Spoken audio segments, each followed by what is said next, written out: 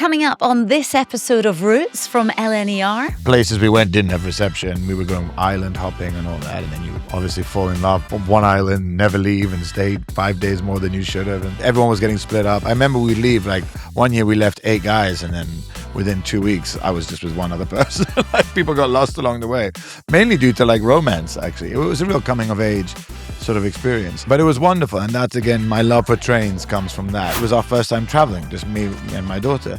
And I remember the minute we walked into the airport, she just grabbed my hand. It was her moment of saying, like, I need Papa right now. Like, this is a whole new world. Whereas at home, she would never do that. She's Miss Independent. She was very independent at 3 years old. And I remember that feeling of like, oh, wow, this is a very bonding experience, like traveling with your family. Have you actually slipped on stage? I mean, not badly, but it's a bit like when you sort of do like an elbow slip, you know, you can never really recover from that. So it's the same on stage. If you have like a wobble, it's not a great It's feeling. like if you trip when you're crossing the road, you style it out as best you can. And the whole audience is like, he just tripped. Yeah, exactly. Welcome to Roots from LNER, now BLT or G&T. With food and drink delivered to your seat, it's freedom all the way with LNER.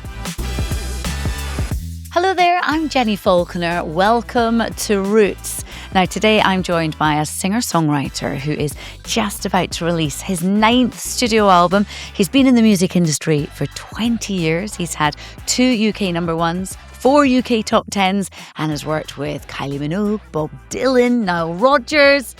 It is the one and only Jack Savoretti. Jack, welcome. Thank you to so Roots. much for having me. Lovely to be here. Thank you. We've cleaned up a little bit for you, made it nice. Very smart, very smart. Is this what your train experience is like generally? Nothing like my Actually, it is, funnily enough. Already that's kind of giving me like excitement, like where are we going? I kind of feel like we're going somewhere, so. I know it is quite, but I always love it when you set off to go traveling somewhere. It always is quite nice, isn't it? Yeah, but there's a fundamental difference when I go alone and when I go with my family. My wife always says it looks like I'm being chased by a bear whenever I go with the kids because I turn into sort of tour manager. Yeah. But when I'm traveling alone, I'm either being managed by a tour manager or I'm just doing it on my own time. Kids, you've got 3, is it boys, girls? 14, 10, and 4 girl, boy, girl. Okay, fine. Which So it's really not all works. just pink suitcases with little girls through your life. No, it's pretty mad. It's pretty. Probably my little boy is actually the one who's sort of the one I have to keep an eye on the most. The girls are great. They're organized. He'll forget stuff everywhere, so he's the one I got to chase after. Yeah, I love that. I mean, 3, that's almost like you've got 1 each and then there's a spare one. Yeah. We can't man mark. There's always, they outnumber us, not just when we're traveling, just in general. It's an interesting one. Yeah, lovely. Okay, well, look, today we are going to Newcastle, which is it's the Edinburgh line, and we'll get to that in a little bit. But first, I need to know your train habits. So if anyone's on the train right now, let's see if Jack and you have anything in common. So imagine the scenario. You're getting on the train. What kind of seat are you looking for? Window. I mean, obviously window. I turn into like a 5-year-old version of myself on a, trains are so cinematic, first of all. I mean, literally, you're looking at this amazing, like the world go by on this perfect screen. And so the first thing is headphones. I mean, as I get on, also just to sort of signal to everybody else on the train, like I'm out, I'm going to be in my own world. So no chat. I'm not somebody who likes to chat that much on the train. And then just sort of start, it's an incredibly nostalgic, trains are nostalgic by nature. So I think instantly I sort of start reminiscing, philosophizing, and just tapping into my inner nostalgia the minute I get on a train. How chatty are you with fellow passengers? Not chatty at all. I mean, with age, I think I'm getting chattier. My daughter, I just went to Paris with her and we went on the Eurostar, and she said, as we got off the train, she goes, "Why do you talk to everybody?" And then she said to me, "You're like Granny." Basically, I'm turning into my mother. My mother talks to everyone.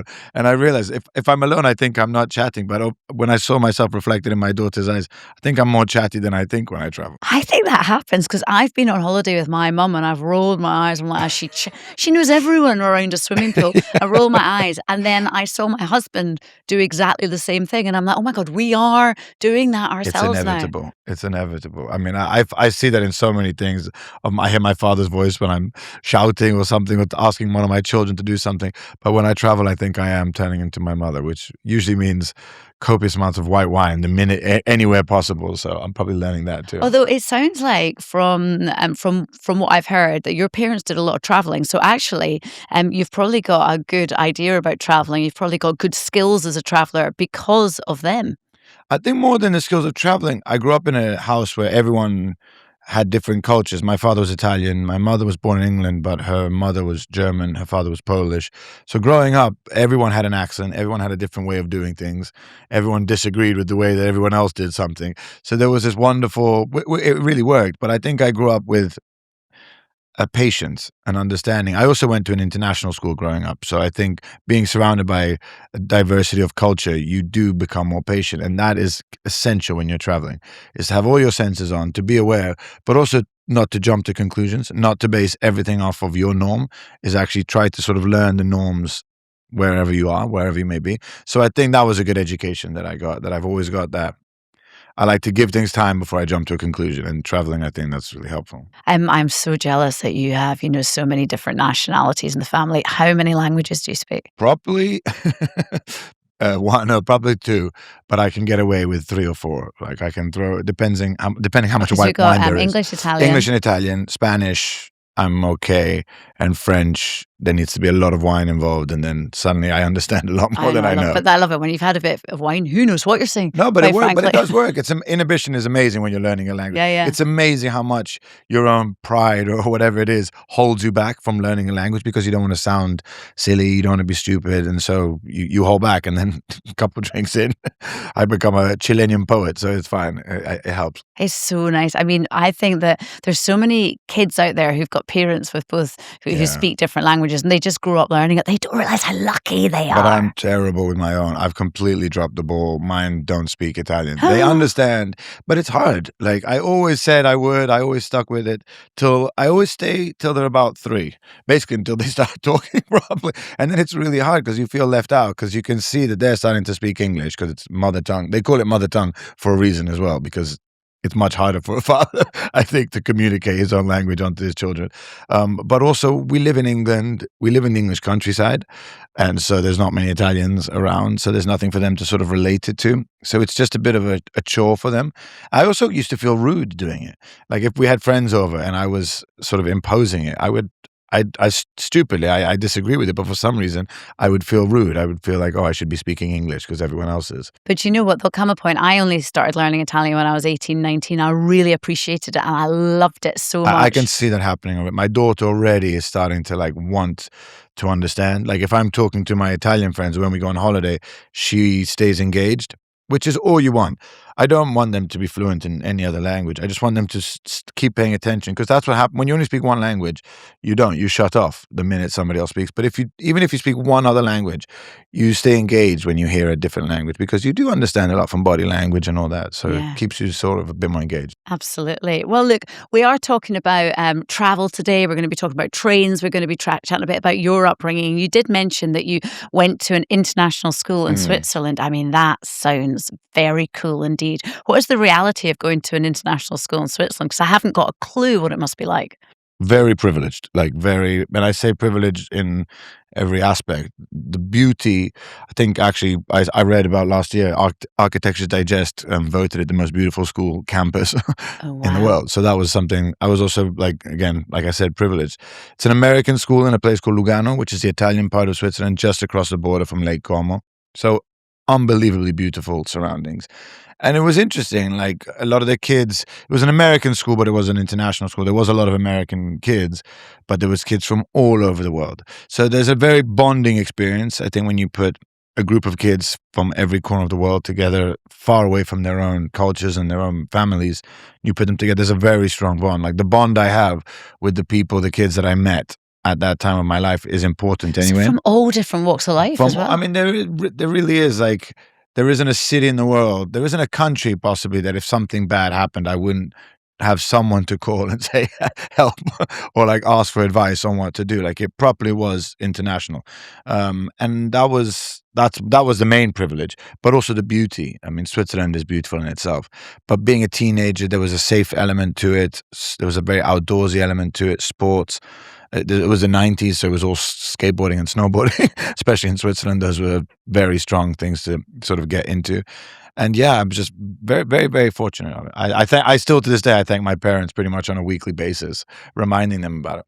But also, I mean, if you're based in Switzerland right there, I mean, that's kind of like an amazing location to just go and travel and experience all the other countries that are on It's your doorstep. unreal. I mean, I try to talk about it now with my kids. My daughter goes to Oxford. We live in Oxford, and she goes to Oxford every weekend. I mean, and that's wonderful. But we, because of Switzerland, because of the location, like we could go to Florence, we could go to the mountains, we could go to Vienna.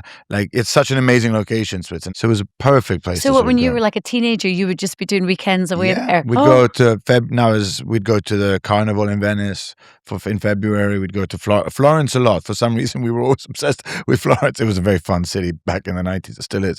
But it was just also you in the winter you go skiing. You're an hour from the best peaks in the world, and in the summer you're an hour and a half from Santa Margherita, Portofino. You take a train and you're in the Ligurian coast and having dinner, and you can come back. Like it's amazing. It's only like 1 or 2 hours. So incredible location. I mean, I still to this day sometimes wonder why don't we move back there, but maybe at some I point. mean, it sounds amazing. Am I right in saying you just mentioned it, Positano as well? I'm right in saying that you used to go there on holidays when you were younger as well? I used to go to Portofino, which is just above. Portofino, Positano is near Naples. Portofino is near Genoa. Yeah, which is where, I mean, it has a strong link with my family. My grandmother actually hid in the mountains of Portofino during the Second World War. So that was her link. My grandfather was a war hero there. He liberated the region. He was one of the head of the partisans. So deeply rooted in my family's history. I was baptized in Portofino. I celebrated my 40th birthday a couple of years ago there too.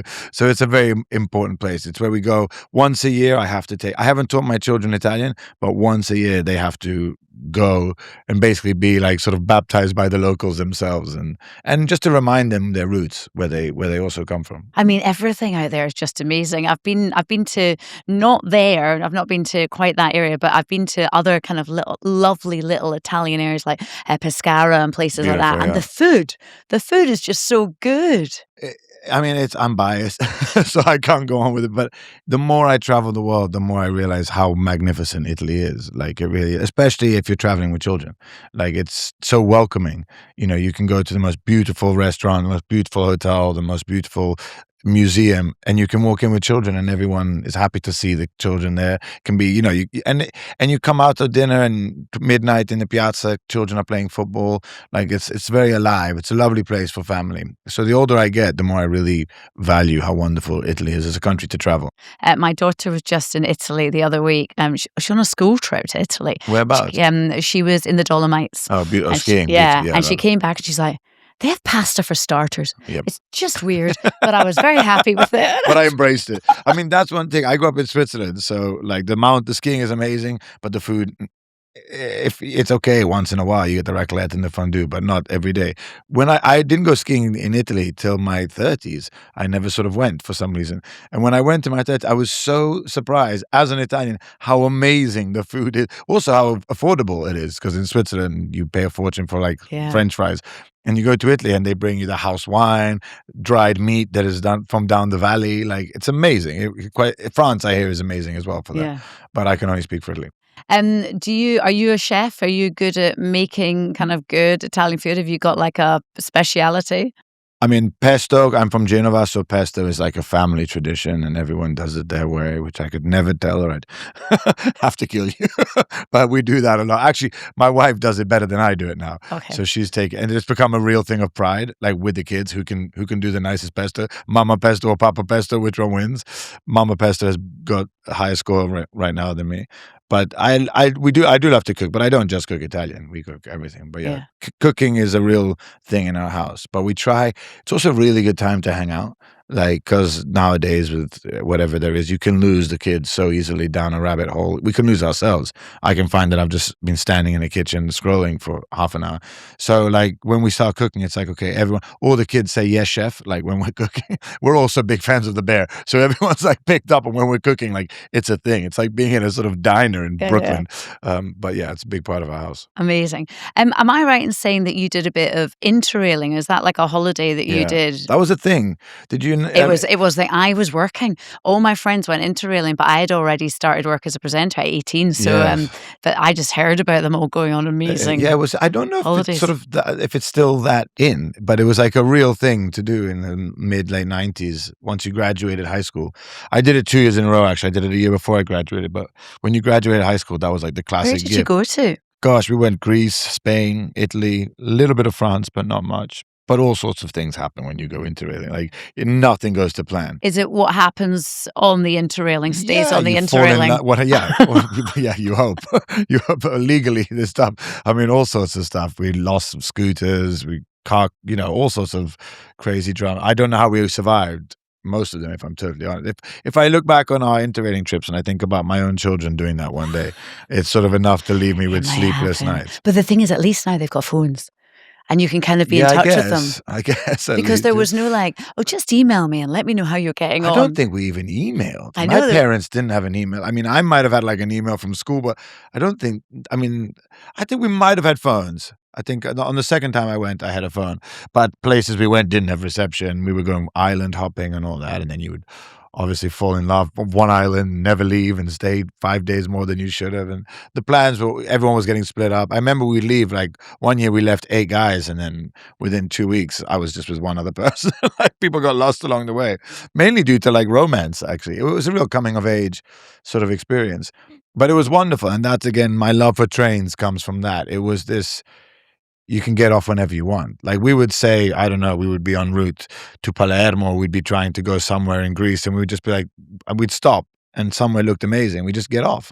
I mean, that luxury, that privilege to be able to do that traveling is, I think that's wonderful, to be able to see the world go by and be like, let's get off here. That's what I love about trains. But also you realise we have so much right on our doorstep in Europe. And there's loads of Aussies that come over to Europe and they literally can't believe that within, 2 hours of the UK, we have everything. I've been touring Europe for 20 years and I feel like I'm just getting started. Like there's still so much I want to see. And every tour we throw in 2 or 3 cities that we've never been to. And I'm just mesmerized that, Prague, Amsterdam, Venice, and Paris are like only a couple of hours away from each other and completely different cultures, completely different food, completely different languages, completely different styles of dressing, like history-wise. And there's always something connecting them, which is that's also the beauty of Europe, I find, is that there is this cultural identity, I guess, this thread that goes through historically. But it never ceases to amaze me. Like I said, I feel like I'm just getting started. There's still so much to see. Is that how you choose where you're going on tour? Where have we not been? Sort of. I mean, now, it hasn't always been like that. It hasn't always been like that at all. But now, yeah, I also like to go where I think a lot of bands don't go, for obvious reasons, because, if you're going to cities where there's so much going on, nobody really cares if you show up or not. But if you go to places that are less, paths less traveled, in general, I like the path less traveled. So I always think that, we started playing a city that you'd think is on the tour, but it isn't, is Athens. It's one of the coolest cities possibly in the world. But it's very rarely on people's European tour. Now it is, but we started like 15 years ago going to Athens, 10 years ago. And I'm so glad. And it was really, they would always say nobody comes, no international artists come. They also have a very strong Greek music scene, so they sort of don't need international artists. But now a lot of people go. Also, when this becomes your life, like I always say, if I work really hard, I'll never have to get a job. That's kind of my philosophy in general.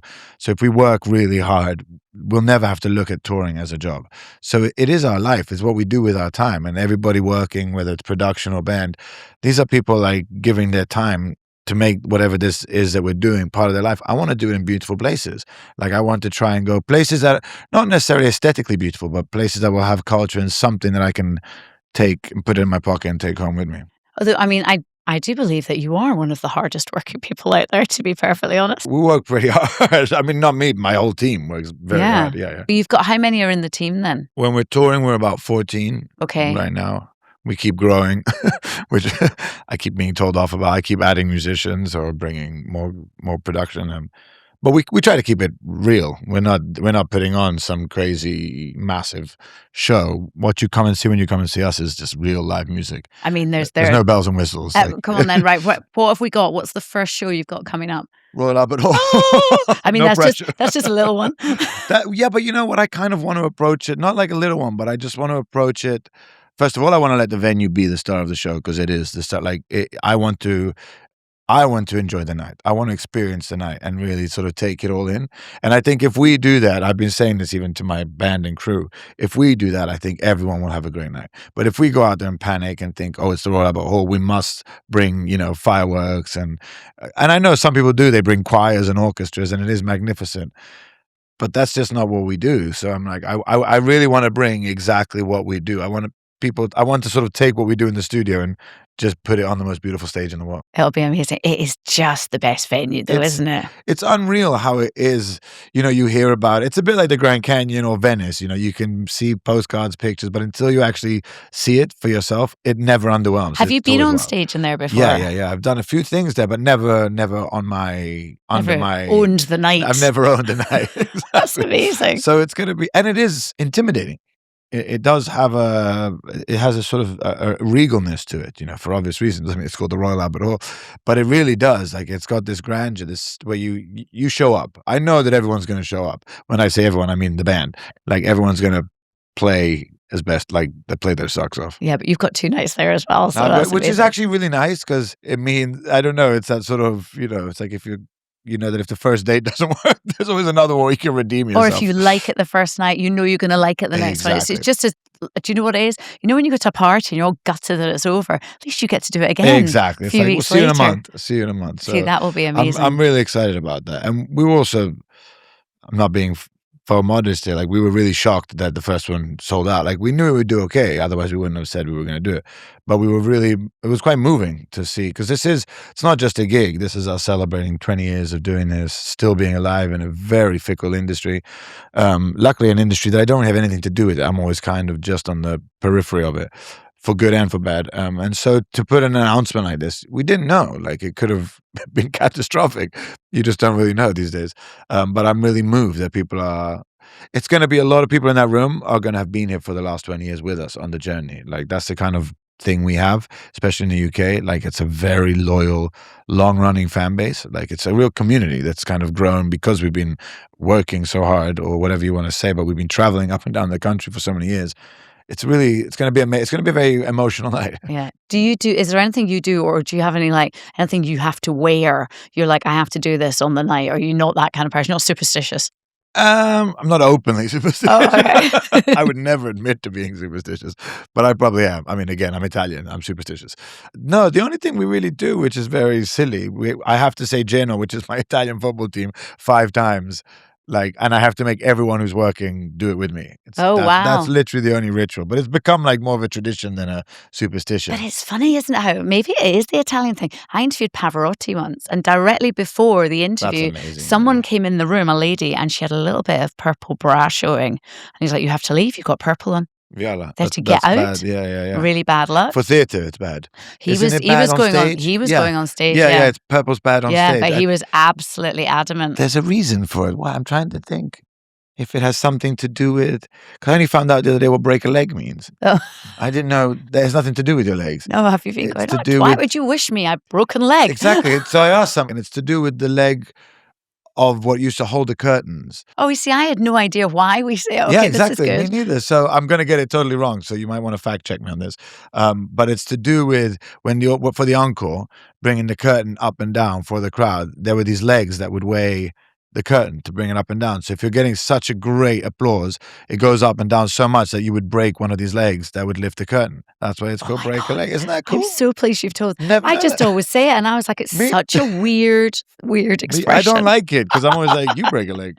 I'm not going to break a leg. And also, I have a fear of slipping. Yeah, like, I have a phobia, I think, because I must have slipped so many times on stage that's like the one thing I can't control. Like, anything else happen on stage, I say. Have you actually slipped on stage? I mean, not badly, but it's a bit like when you sort of do like an elbow slip. You can never really recover from that. So it's the same on stage. If you have like a wobble, it's not a great feeling. I mean, it's like trying to. It's like if you trip when you're crossing the road, you style it out as best you can, and the whole audience is like, he just tripped. Yeah, exactly. That's the thing. It's not. I've never like fallen flat on my face and hurt myself, but I've definitely looked like I'm unstable. Okay. There might be reasons for that. So maybe instead of break a leg, we should say slip. Why don't you? Watch your step. Slip. Why not? That would be good. Something like that. And when you're not performing, Jack, what do you do? I mean, do you go away with the family? Do you just go home? I mean, what's your kind of way to relax and de-stress. It's another performance, though, isn't it? I guess when you go home, it's another act, like it's another persona, and I think that's taken years and hard years, if I'm honest, where myself, my wife, and even my kids, we've all had to figure out who to leave outside the door when you come home, who to bring, who to keep, because you don't want to completely remove yourself. You don't want to sort of have these multitude of identities and experiences and sort of have them all completely separate. They do all have to meet within you. But I think coming home is always hard to sort of find that balance. And again, I think travel is the best way to do it. Like coming home, there's nothing like coming home, but there's also nothing like grabbing your people and doing something together, like reconnecting through the experience. Like I said, when you travel, all your senses are on. You have to be. You're just more engaged with yourself. You're more aware. You're more present, so to speak. And I think that's a wonderful thing to do with the family. When after I've been away for a while, it's dangerous to come home. All I want to do is come home and just sit on the sofa and have my gang wrapped around me and watching silly TV and eating bad food. That's fine-ish, but you got to keep it in a very small period. Then you got to do something together. And I find that a trip is always like where we reconnect if I've been away. It's lovely as well for making memories with the family, isn't it? And they turn to you like, I still have such a strong memory of the first time I ever traveled with my eldest daughter when she was 4 years old. We go to Formentera every year, which is this little island next to Ibiza. I am desperate to go there. Is it as beautiful as everyone says? You either go once or for the rest of your life. You either get it or you don't. It's one of those things. You either like really need it for the rest of your life or it's not for you. But it's the kind of place you have to fly into like one of the other Balearics, okay? You fly to Ibiza and take a boat. Yeah. God forbid there's ever an airstrip. Like a barefoot kind of island. Yeah. It's amazing. It's a sea. I hate talking about it because you don't want to tell people about it. I don't want to It's tell rubbish, people. everyone. It's rubbish. It's a horrible place. But I remember one year we were going and my wife suddenly got a job and she couldn't travel, and I had to take I think my daughter was 3 at the time, 3.5. And it was our first time traveling, just me and my daughter. And I remember the minute we walked into the airport, she just grabbed my hand in a way that I was like, it was her moment of saying like, I need Papa right now. Like this is a whole new world. Whereas at home, she would never do that. She's Miss Independent already at 3. I mean, she was very independent at 3 years old. And I remember that feeling of like, oh wow, this is a very bonding experience, like traveling with your family. And I just took her to Paris about a month ago on the Eurostar, like I was saying before. And she did the exact same thing. Like we got off the train at Gare du Nord and I just felt her little hand, and now she's 14 and even more super cool. You got your hand held by your 14-year-old. It took the Gare du Nord to do that. I mean, to be fair, the Gare du Nord will make me hold somebody's hand and be like, oh, okay. It has its moments. It has its spots. But yeah, it was just divine. It was lovely to have that. So that's what I'm saying before traveling as a family. It does make you connect. Yeah. Also, these like daddy-daughter trips. I mean, my husband and my daughter, I get a little bit jealous sometimes. I'm like, hang on. But then my wife was jealous about Paris. It's such a lovely thing to experience, though. It's crucial. I think it's really important, especially it's that age where there's also so much they want to talk to you about that you can't always necessarily. I do love the school run because I do think there's the magic of the lack of eye contact makes conversations actually really much easier for them, for both of you.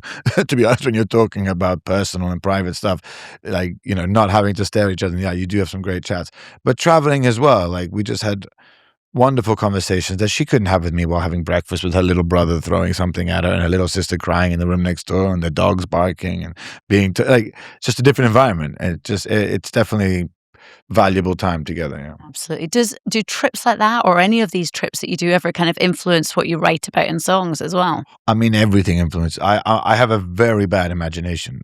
Like I wish I could be, but I'm not one of those writers who digs into fantasy and makes it. Unfortunately, most of the stuff I write about has either happened to me or around me. So everything is a source of inspiration. Never. I wouldn't say it's like photojournalism. I don't really know what's happening at the time, but if something strong happens and I walk away with a suitcase full of emotions that I do know where to put it after. Like the minute I start sitting an instrument, I can sort of open that suitcase and go, you and you, come here. I think I found a safe space for you. And usually that comes with a bunch of chords or a piano or a guitar. So yeah, I'm really excited about hearing your new song, Roots, where the phrase break a leg gets mentioned. I know. I thought that was cool too. Never know. You never 20 know. years in the business. I I had no know. idea what break a leg meant. I know, but I love that. Maybe it'll inspire a song. Yeah, You maybe. never know. Have you ever travelled, further afield? I bet you have. I bet you've travelled everywhere. Have you, like, for instance, have you gone over Caribbean way, America way as well? Yeah. We definitely. I spent a lot of time in the Caribbean growing up. We took the kids also now. One of the most amazing places I've been to recently was Oman, which as a landscape just absolutely I found mesmerizing. It was like being on a different planet. We stayed in a beautiful area. That so the next town was an hour and a half drive, which was a bit daunting when we had like a 2-year-old at the time. But our kids, we really try when we do these trips. Yes, I love them connecting to the roots. Going to the Mediterranean is key part of like our sort of annual experience for the kids. But when we can, I like to take them as far from culturally, just something that they can really like, just an experience. I mean, the another country that we are completely in love with is Morocco because of its sort of actually vicinity, but such a strong culture. Like you come out the airport in Marrakesh, and your senses are just like overjoyed. Even visually, it's just a spectacle, isn't it? It's incredible. I mean, when you walk through the square, the square in Marrakesh, and you can walk through the square with a 14-year-old, a 10-year-old, and a 4-year-old, and all of them will be mesmerized by something. Like there's something for everyone. And what's amazing, isn't it, when you go into all the buildings have like atriums, have big kind of courtyards that once you get inside. Beautiful secret gardens, private areas. It's a fascinating. So with the kids, we try to do as much as possible. When I went to Marrakesh once, I just came back with loads of photos of tiles. I don't know why. I felt obsessed with taking all these. Yeah, you decide we're going to redecorate our hall, and then you come back to England and you realize that probably won't work. It doesn't quite work the same here. But you want to do your garden, all Moroccan courtyard, and then you're like, we're never going to sit in it. It just looks so good there, doesn't Yeah, it? I don't know if you're like that. I'm like that whenever I come back from anywhere, any hotel room, I'm like, yes, this is how I want my bedroom at home. It's never quite I get the made same. fun of on tour because I'm properly like in my midlife crisis that I find myself in every town we go to. I like to see, first of all, the local church, and not for religious reasons. I just love in any city finding the church because I think you can tell a lot about a city by its church. I don't know who's in there, what's in there, who's not in there. And I think it's also furniture shops. Yeah. I also find myself looking at like secondhand furniture shops in every town we go to. And all of my band and crew are like, really, dude? They all just want to go to the pub. And I'm like, I'm just going to go check out this old-fashioned. You're so sophisticated, aren't you? I don't know that. I'm old. I'm not sophisticated. I'm just getting older. Well, look, it's 20 years you've been doing this. You've got to change things up Exactly. at some point. I got to slow down at some point. With everything that, 20 years in the industry now and doing better and better and better every single year as well, which is just amazing. And you've got another album. Which album's this? What number? This is number 9. Oh my goodness. Yeah, the 9 Lives of a Cat. We're still standing, still alive. It's called We Will Always Be the Way We Were. Jokes aside, I did almost call it midlife crisis. That wasn't working. That could be the next one. Well, no, I don't like the word crisis because that's not at all what I'm going to. But it's definitely the afternoon of life where reflection is a big part of it. Nostalgia. I kind of want to park nostalgia because I've always been nostalgic. It's part of Italian culture. Since I was a child, I was nostalgic. But I don't want to be nostalgic anymore. I want to reclaim. I feel like nostalgia sometimes makes it as if your past is something that is dead and gone. And I don't think it is. I think it's always in you. Like there is that person that you were is still in you. You've grown, but you haven't changed. Like I don't think people do change. I think hopefully we grow, but the roots, it's like a tree. The roots are still the same. Everything else around it grows, but the roots are always the same. And this album very much, I was very much in that rabbit hole, in that sort of headspace when I made this album. Yeah, but I mean, things do always evolve as well. So it has a little bit of a different sound as you go along as well. Yeah, for sure. Well, I mean, it was kind of weird. It does feel, again, to throw a cliche out there, but it does feel very much full circle because the record before this was my father passed away 2.5 years ago, and to reconnect to my Italian roots, I went to Italy to make an Italian album and had to learn how to write in Italian because I can speak Italian, but songwriting in Italian and writing and speaking are two very different things. But by doing that, I really fell in love with the craft of songwriting again because I'm not saying it's not a craft in English. Of course it's a craft, but in Italy, it's the weight of one word matters so much. And I personally had forgotten that when it came to songwriting. I had kind of become a little bit blasé. Like I would just do something and then that was done. But I became a little bit more, not of a perfectionist, but just more in love with the craft of songwriting. And so when I came home and started making this record, it was a real, like, I felt like I did when I was sort of 16 and writing for the first time, where every detail mattered of the song, and that was really nice. Do you have a favorite song on the album? Right now, in this very moment, no. I When we play live, there's one called Step by Step, which is kind of the song I've always wished I'd written. It does sound very much like some of my heroes that I grew up listening to. So there's definitely slight imitation has crept in, but I love it. It's taken me 20 years to learn how to write a song like that. Yeah. So I'm really glad that it's a song that when I sing, I say to myself, it's a bit of a yes moment because it feels like somebody else's song. It sounds like a Jackson Browne song or something from Crosby, Stills, and something that I would have loved growing up. So it's nice to have it and know that I wrote it. Did you always want to be a musician? Is that just you? No. No. First of all, I don't think of myself as a musician. Like, I'm very musical. Like, I use music, but I don't know how it works. Like, I work with musicians, but I don't really know how music works. I just know how to tell stories using it. But no, I had zero interest. I remember in school thinking what a waste of time music class was. I was that silly. I remember thinking, when am I going to need this in life? Little did I know I was going to need it for everything. But that's, ignorance of youth. And I don't know. We've been talking about this a lot because it's 20 years, and a lot of, even on socials and stuff, fans are sending a lot of old footage, like really old footage of me at the very beginning. And I'm watching this guy talk, and I'm thinking, was it arrogance? Was it just stubbornness that made him say, let's stick with this? But I still don't really have the answer. I think the only thing is that there was a connection to music that I found at a very young age. I think when I was about 15. And I've been craving that ever since. I love to connect. My favorite thing in the world is people. And I think connecting to people, whether it be through travel or whatever way, is essential. And music is like a superpower. Like, you can be anywhere in the world and music can connect a room of strangers like nothing I've ever seen before. Food is up close, but music, I still think, has the upper hand. Yeah. So how old were you when you first started kind of writing or singing or kind of thinking, oh, actually, maybe this is for me? I was about 15, 16. I mean, my sport was my thing as a kid. Like, I wanted to be, like most kids, especially Italian kid, I wanted to be a professional football player till I was about 14. I played for an academy for about 5 seconds, and then I realized that I didn't have the discipline to do that. But then my parents got divorced, and that was definitely a catalyst because it was something as a kid, that was something that I did with my father. So when my father left, football sort of left with it. And I guess I just started being a bit more isolated during that period of my youth, and through isolation, I discovered music. Like, there was a real companion with music, and I went to a very, like the school we were talking about before. I went to a really cool American school in Switzerland, an international school, but it was American, and all the teachers were just wonderful, and they always just kept the campus was always alive with great music. My parents always listened to great music, and I just found that was sort of the common thread to every experience I had in a moment of my life where things weren't great.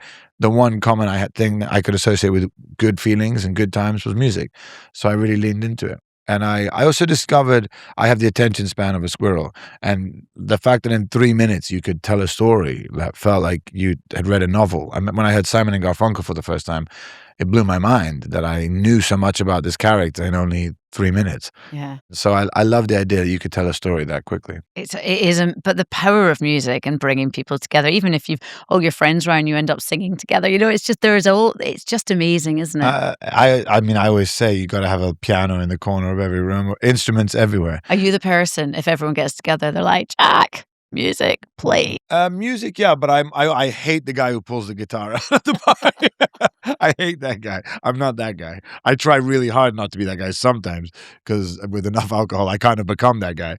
But I really hate that guy that pulls the guitar out in the middle of the party. Starts to sing song. Yeah, don't do that. I mean, we've completely forgotten about the fact that we're on a train currently to Newcastle. I should probably ask, why are we going to Newcastle? What is it about Newcastle that you love? I just love the people. Again, okay. Talking about people, I love Geordies. It's also a city that really looked out for me when things were hard, when my career hit a wall, if that's what you want to, for lack of a better sort of expression. Newcastle kept inviting me up there. Like I had a reason to go. I've always had a reason to go to Newcastle, and that's been the people. And there's a club called the Clooney there, which is like this legendary. It's one of these legendary clubs that you have to go through. Most people play it once or twice. I think I've played it 8 times. Oh wow! Yeah, because when times were hard, they were the only sort of people that kept asking me to come and play, and people showed up. So the Geordies showed up for me, and I'm just. It was a city that I also love arriving in Newcastle. Like it's just beautiful. It looks like a fairy tale. It's romantic, it's dramatic, but it's got an edge. It's not cheesy. I don't know how to say it's not. It's just got a little edge to it, but it's got a tremendous romance to it. And when you tour, I've toured this country for 20 years up and down. It's still the city that will, like, if we're on the tour bus, I'll get out of my bunk when we arrive in Newcastle to see. I love crossing that bridge and from Gateshead. It's so great, isn't it? It's mystical. And I mean, maybe because also where I grew up, it's very different from where I grew up. It doesn't look like anywhere in Italy. It doesn't look like anywhere sort of that I experienced. So I'm a big fan. It's got a lovely kind of small town feel as well. So it feels like you get to chat to everyone when you're there. 100%. There's some amazing bars, and I've just had amazing experiences there. It's one of those cities. Like, so when I'm on tour, I have to sort of, especially now, maybe not in the early days, but now I have to be very disciplined. Yep. And I'd sort of disappear. Not in Newcastle. Newcastle is the city where I will go out after the show and have a wander, because I've always had wonderful nights there. Okay, so if you are currently listening to this in Newcastle and you've seen Jack on a night out, let us know. We're coming. We're playing the Sage. Oh, which are also, you? I love the venue. I love the Sage. It's a beautiful venue. Although it is in Gateshead, not in Newcastle. I always get told off for it. It actually says as you walk on stage, you are in Gateshead, not Newcastle. Just because, is that because people get up on stage, don't they? They go, "Good evening." I mean, you are. I mean, I don't want to have this argument. I don't want to like start a geographical. Someone did get it wrong, but I mean, there's been times where people have gone "good evening" and said the completely wrong place. I've said it wrong. There's No, you three that haven't. I always get wrong: Brighton, Bristol. But it's the B. It's I'm going to use the excuse that I'm dyslexic, but I have gotten it wrong. Okay, we're just making I have sure gone. they're I have listening. no idea where we are. Okay. That happens a lot, where we will be somewhere in Europe, and I'm like, "Good evening," and just leave it To at that. you. To you all. Just throw "hola," "buongiorno," or whatever it is. When you're touring, it does become, it depends. But when you're on a long tour and you're going from tour buses to backstages, you don't know where you are. You don't know what city You you're kind in. of end up losing it. Oh, Yeah. Jack, thank you so much. Thank you, Jack Savoretti, for joining us today on Roots from LNER. And just a reminder, Jack's new album, We Will Always Be the Way We Were, will be out next month. And if you want to catch him on his UK tour later this year, I definitely do, head over to jacksavoretti.com to get your tickets. And by the way, if you like what you heard today, please, why not rate and review wherever you get your podcasts, and make sure you give us a follow. And look out for Jack's Quiet Coach episode, which will drop next week, and we'll hear all about his travelling snacks, tracks and hacks, and which places have inspired and changed him. We'll see you then. Skip the roadblock for snooze o'clock. With LNER, it's freedom all the way. Roots from LNER is a Distorted production.